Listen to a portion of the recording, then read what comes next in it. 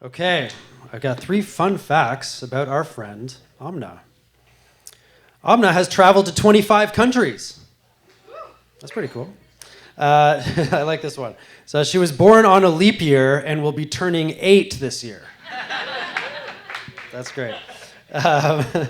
She created the first people analytics course in Canada through York University. Maybe we'll learn a little bit more about that. Please welcome to the stage, Aamna.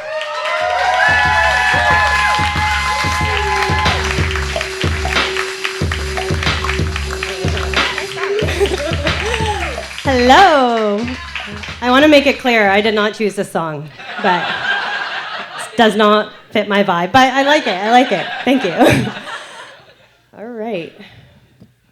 I haven't done this in a while. I've been on mom duty for a bit, so hi.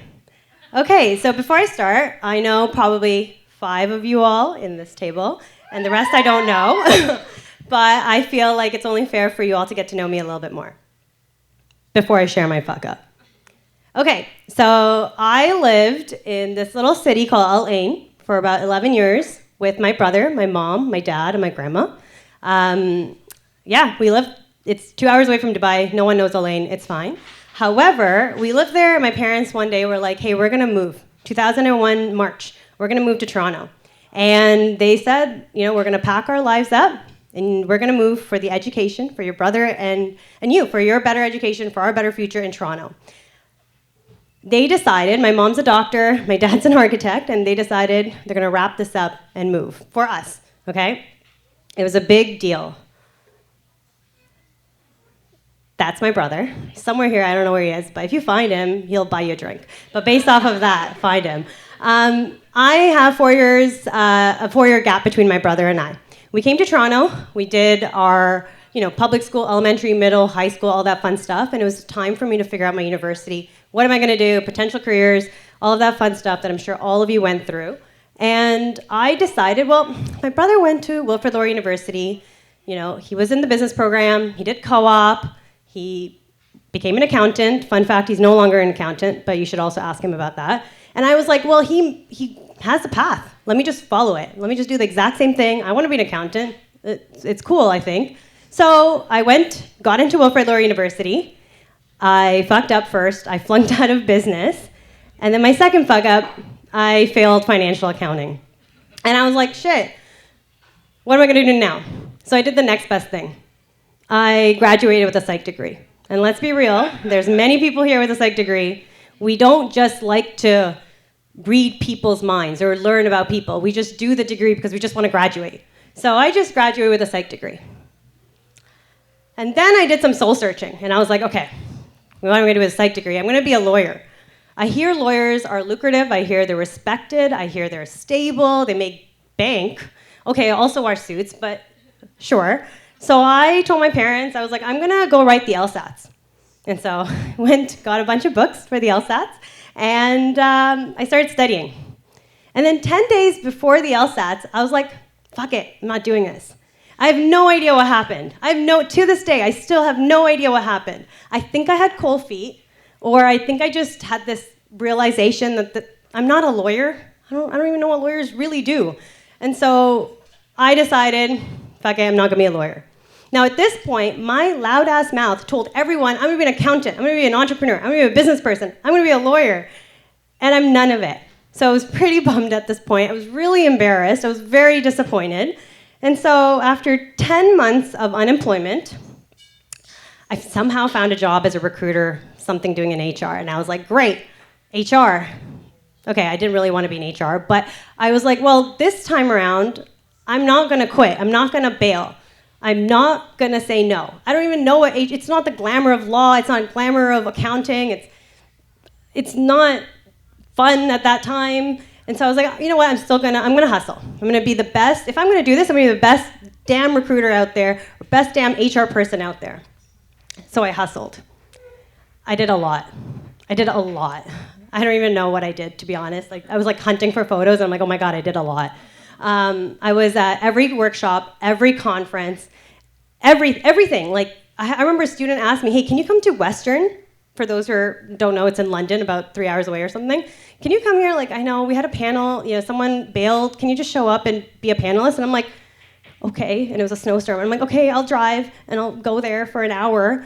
And I just said yes to everything. At one point, I remember I started a career coaching business. I was only 2 years out of university. I don't know why anybody trusted me with their resume, with their lives, but I was taking calls. It's maybe because I was charging like $20 to do a resume and it took me 6 hours, but I did that. I also worked full-time at a company. I also was commuting from Richmond Hill to Toronto. I know it doesn't sound a big deal, but in this remote world, it's big, 5 days a week, Toronto, Richmond Hill. That shit sucks, okay? Commuting sucks. And then on top of that, I was hustling, right? I was working, I was going to all the workshop. I cared so much about my brand. It was so important to me. I didn't know what I wanted at the end goal, but I really cared about what kind of recruiter I'm going to be, what kind of HR person I was going to be. And then one day, January 2019, I was invited to do a conference in Ottawa. And I remember going to this conference, and this was my 15th speaking gig in 4 months. And I was like, oh, easy. I could do this. HR shit. Simple. So I was really excited about going. However, this was at a time where my life was very chaotic. It was chaotic personally. It was chaotic professionally.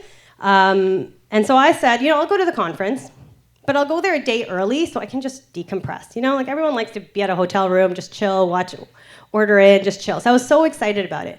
But then we got hit with a really bad snowstorm. And I still remember I sent this Snapchat to one of my best friends over there, and I was like, hey, haha, got stuck in a snowstorm, and I'm making it 30 minutes before my presentation. In reality, I felt like this.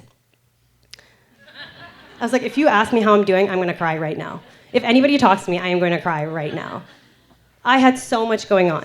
One thing I forgot to mention, during all of this time, I was dealing with something personal.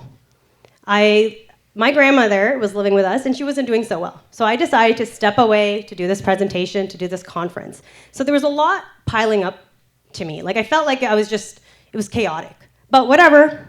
I did the conference, I did the presentation, I nailed it, obviously, easy. And then I went to the bathroom to freshen up. And I'm actually gonna visualize this for you, okay? I remember going in, I was feeling a little nauseous. I felt clammy. For those who know me, I'm always cold. I am freezing right now. But that moment, I was so hot. And I remember going to the bathroom, and imagine like a, stall, toilet, whatever, door. And as I'm sitting there, I just remember feeling like I'm gonna throw up.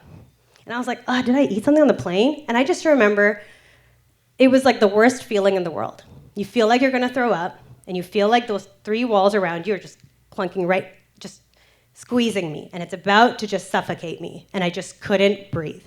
And I remember I was thinking, I remember like those TV shows where they have like that plastic bag, and you're just supposed to like breathe in it. I didn't have any plastic bag. I didn't know what to do. I didn't know what was happening to me. It felt like my body was revolting against all the stress I was putting it through, and it felt like it was screaming at me to say, slow the fuck down. You're fucking it up. And naturally, I ignored it. Another way to describe it, I don't know what happened here, but it feels like as if you're on a roller coaster. So I was on a high from the presentation. Everyone's like, good job, you did so good. Oh, HR, oh, great. Agility, talent acquisition, recruiter, great. And I was like, yeah, I know my shit. Thank you so much. And then I'm running to the bathroom, and I'm like, okay. And then it felt like the roller coaster just derailed, and I'm just free falling, and I have no idea where I'm falling. That's what it felt like inside, but no one else knew that. And that was something that my body was telling me. However, on a roller coaster, you could be like Kevin Hart and be like, put your hand up and be like, oh, yay, and then you know it's gonna end. But this was real life. And this was a straight up panic attack that I actually didn't even know I had. I just felt all the emotions, but I was like, okay, it's fine. I didn't tell anybody. A lot of people's first time hearing it, a lot of my friends' first time hearing it, but it was very difficult experiencing those emotions. And then, not long ago after I finished the presentation, I went back home, I pretended nothing was happening. I went home, and I found out someone dear to me passed away. My grandmother passed away. And that time is when it hit me. I was like, fuck. Why did I go to that stupid-ass conference after 4 snowstorms and I still made it 30 minutes? Why didn't I just tell the conference organizers that, hey, I can't make it? Why did I put myself through this? And then I realized, and it hit me, I fell so deep into this people-pleasing era, like where you just want to look at your LinkedIn, your Instagram, your Facebook, you just want that brand for your career, of course, but you fell so deep into societal pressures. As an immigrant, as a daughter of immigrant, I felt like I was putting internal pressures on myself to be something.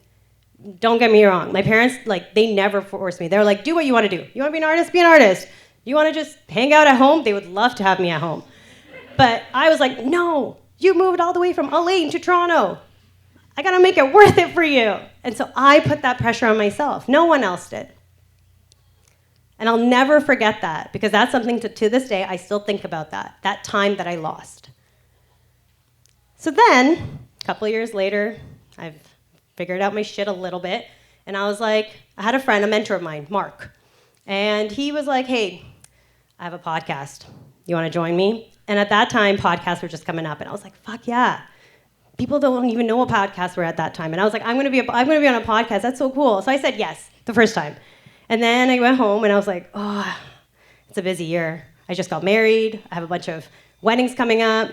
I have so many things that are happening for my friends, for my family, for me. We're traveling. And I was like, I'm gonna get a perfect email. I'm gonna say no. We all know what it feels like to say no. Everyone around me will say, hey, don't put exclamation marks. Don't do that. Don't even give them a reason. You don't need to give people a reason. Like, fuck that. Just say no. And I was like, no, that's not me. I'm an exclamation mark girly, I over-exaggerate everything. That's just my personality. I'm not gonna lie. This is what you get. So I crafted the best email, in my opinion, on how to say no. Feel free to screenshot that. You guys may use it later. But I basically said, I have other commitments. Thank you so much, but I will refer someone else for this. And then I waited and I waited and I waited, and I just remember being so nervous about it. And then he replied. And he said, I have to say it out loud because it was amazing. Whatever, thank you so much, blah, blah, blah. I really appreciate how you have gracefully passed up on this opportunity. It's important to maintain a focus. I look forward to staying in touch. And I was like, oh my God, I can now say no, and I don't give a shit. And that email is what I needed. I genuinely just needed that email. And I know it sounds stupid, it's just one guy. Who's Mark? Who the fuck is Mark? None of you guys know who Mark is. But Mark really changed the way I was thinking about anything, socially, personally, professionally, anything. I feel like he really changed the way that I do things. To wrap up, my brother taught me the importance of time and how valuable that is. My husband taught me the importance of balance. And it's absolutely critical to be very intentional of who you spend your time with, how you spend your time with. I chose to be here. I chose to,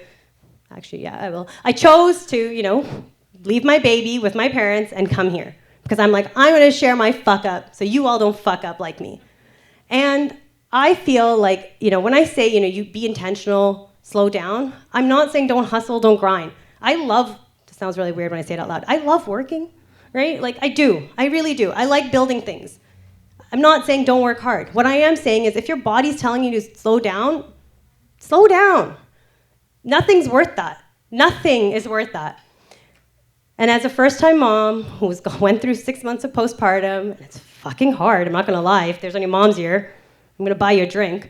It's hard, it's really hard. And you have to realize that you need to balance your own needs and your own mental health with the baby. And it's very hard to combine those things. So one thing I've also learned is, if I'm not gonna be 100% to myself, and I'm not the best version of myself, there's no way I'm gonna be the best version of myself as a mom, as a wife, as a sister, as a daughter, as a friend, whatever. There's no way. And so, to wrap up, hi, I'm Aamna. I'm an HR people, talent, whatever the fuck they call it these days, at a tech startup in Toronto. I'm on parental leave, thank you Ontario government. And my fuck up is that in my 20s, I was an overachiever immigrant who really fell deep into this people-pleasing, toxic mindset and just cared so much about what people think, what social media thinks, what everything else besides for what I think mattered. And it came at a detriment for my mind and my body. So, thank you.